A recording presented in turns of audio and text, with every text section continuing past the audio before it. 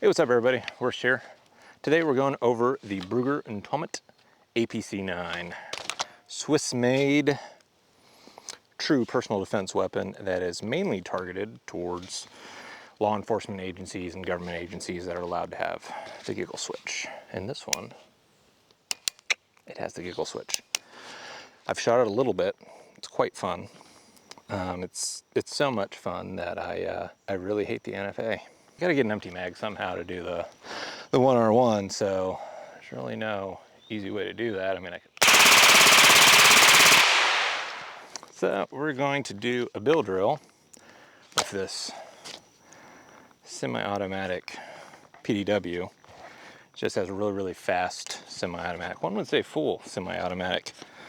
So we're gonna try it normal, true semi-automatic, and then we'll do it with the giggle switch.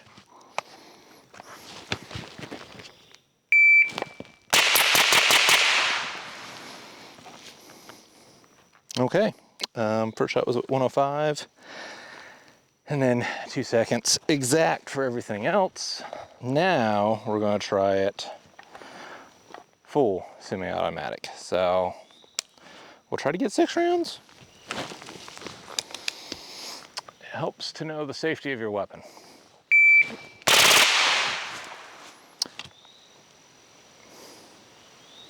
It said 3. I want to say that was 6. 103 altogether. So, and that grouping was actually far more accurate than my semi-automatic. So it goes to prove that it's not the weapon's problem, it's me.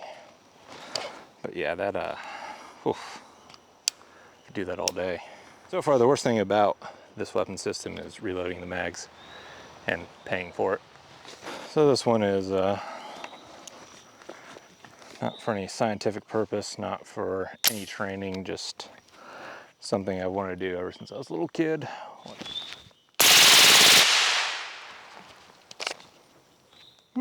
Interesting. So you can shoot it closed, but hope they don't get mad at me for that. The way this comes up here, there's a good chance it will hit the shells that comes out and cause a malfunction. So something to keep in mind of, at least I assume that is. Then again, I don't know if this weapon's ever been cleaned. So she could be a dry girl, but she's running great. So one would say like a Swiss watch. 1R1 for time. I do not have high hopes. I never have high hopes, but you know what? We keep trying. One of these days we'll get it.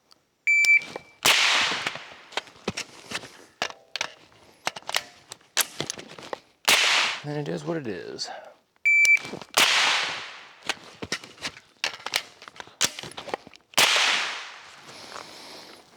.496, about 2 seconds faster than the last one, which isn't saying a whole lot because the last one was horrible. But really, this isn't a weapon you really worry about your reload times too much on. It's just a weapon that you do this.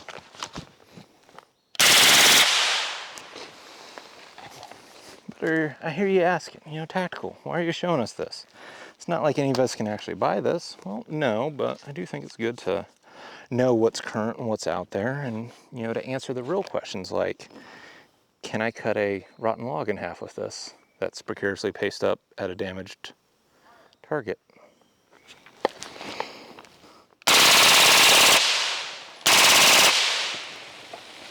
Well, that went about as well as I could imagine. Oh, there's your answer.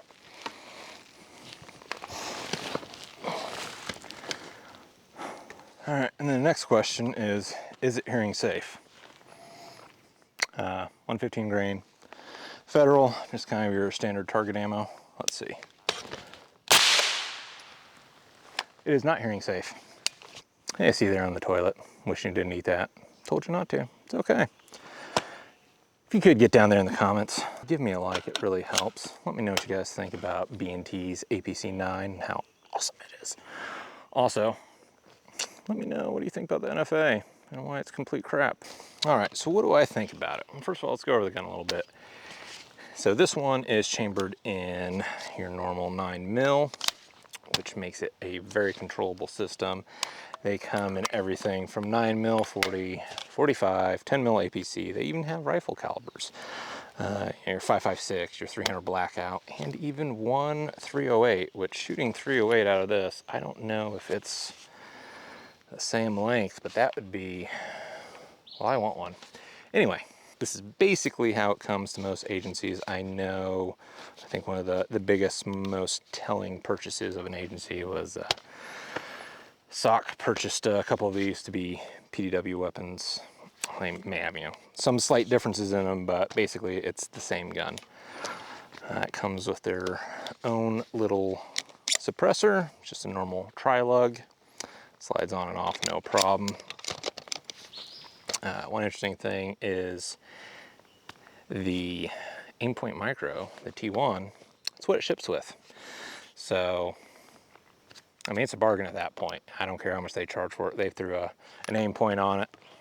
Just go ahead and buy one, if you could buy one. Unfortunately, you can't get one like this unless you're a 3-letter agency, a class 3 dealer, which luckily for me, Nelson & Co. in Indiana supplies all your law enforcement, military needs, agencies, or individuals. They are a class 3 dealer and they can get you whatever you need. So, lucky I got that. Big shout out to them, veteran-owned company, good people. And they let me come to their super secret, undisclosed location of a range and run this thing. So what do I like about it?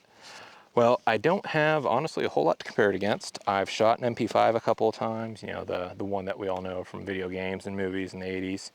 And I was really impressed with its roller delayed system, how easy it was to keep it on target through full fire, fully automatic fire. Just, I was amazed because I had only at that point ever shot belt-fed weapons, and you know, sometimes it's easy to shoot a well, not easy, but it's doable to shoot a saw without the bipod down and unsupported or not on cover.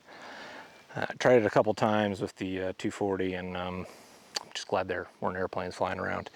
So I was really shocked when I shot that MP5. Getting back to the APC 9, just how easy it was to keep on target. And I didn't do great, but you know, I hit the silhouette.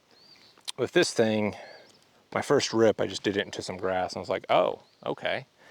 The next mag, and I don't know when I'll show it, but it's probably 15 yards away, and they all hit the target. Or I think either I didn't load the mag all the way or they all hit the target.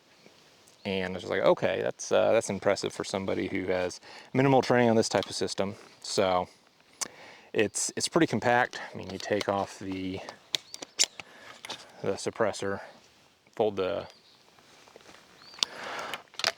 brace in, and you know, take out the magazine. It's a nice little compact thing. You can pack it away. You can keep it in a bag or a briefcase, and you know, do what you got to do with it. Folds out. It's just a simple little catch here that catches in there on the buttstock, catches underneath the receiver, locks out. Sturdy. It's not going anywhere. It doesn't wiggle. Gives you plenty of support. And then once again, putting the suppressor on is easy as can be as well. And for it being suppressed, there is no gas blowback. I don't believe this is a flow through. It doesn't look like it. There's also their brand of suppressor. So I really like the way it feels in the hand. It has a very familiar, well, somewhat familiar safety system. The trigger feels very adequate, and there's plenty of purchase on it.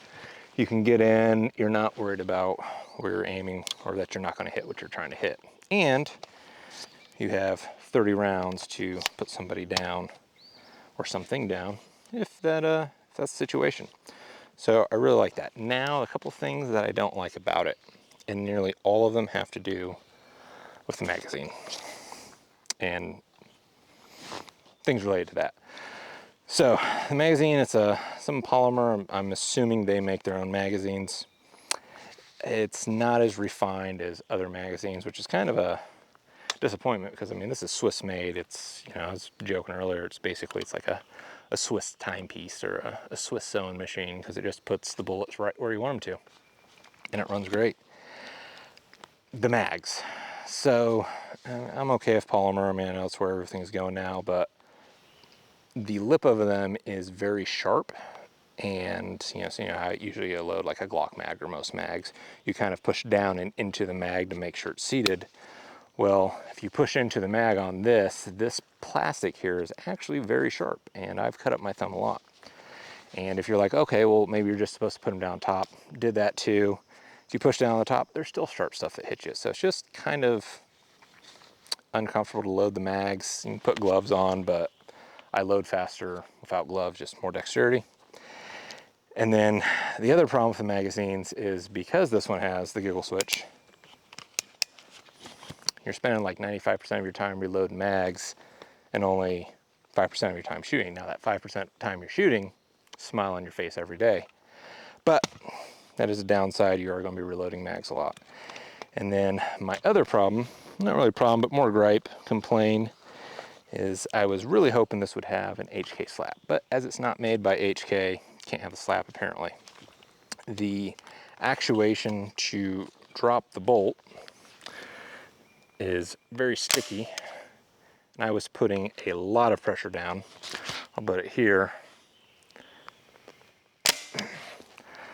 Now you can grab it from the side. It's ambidextrous, that's another nice thing, ambidextrous controls, and pull it back and let it go. But when it's very AR-esque in the setup, you kind of want to be able to just hit it and drop the bolt. So I don't know if that's just this one or all of them. I will notice that the left side to drop the bolt is actually easier than the right side.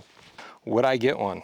Oh yeah, no, 100%. I'd buy 5. I'd put one in each room of my house. I'd have 2 in the bathroom just in case, one by the toilet, one in the shower. Unfortunately, NFA won't let me get one like this. Still be a good gun semi-automatic, but I just don't like the NFA. Like we should all be able to have giggle switches on our weapons. We really should. Brugger and Tomet. Brugger und Tomet. Ain't nothing but a thing.